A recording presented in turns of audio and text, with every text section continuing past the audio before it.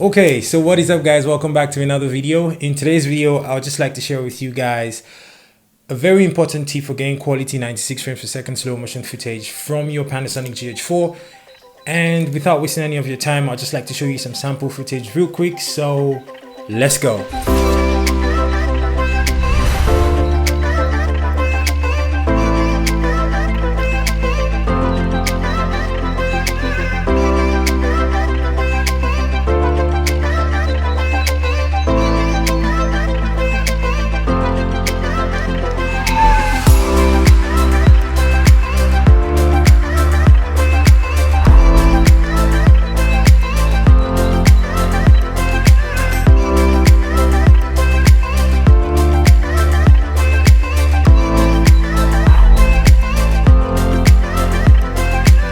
Okay, so I'm sure it doesn't need to be said. This tip I'm about to give you is nothing groundbreaking. It's not mind-blowing or anything, but it is really important. In case you don't know this, your GH4 is not very good in low light situations, so I would absolutely avoid shooting videos at any frame rate in low light situations.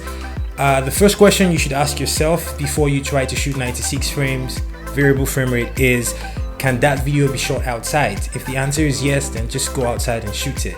If the answer is no, then you need to invest in some lights. Make sure the lighting situation is awesome, or else the footage is going to be terribly muddy and it's going to be almost useless in post-production. When you try to color grade it, it's just going to look like death. Honestly, it's completely useless. I would know. I have tried to get low light footage to grade. It looks terrible.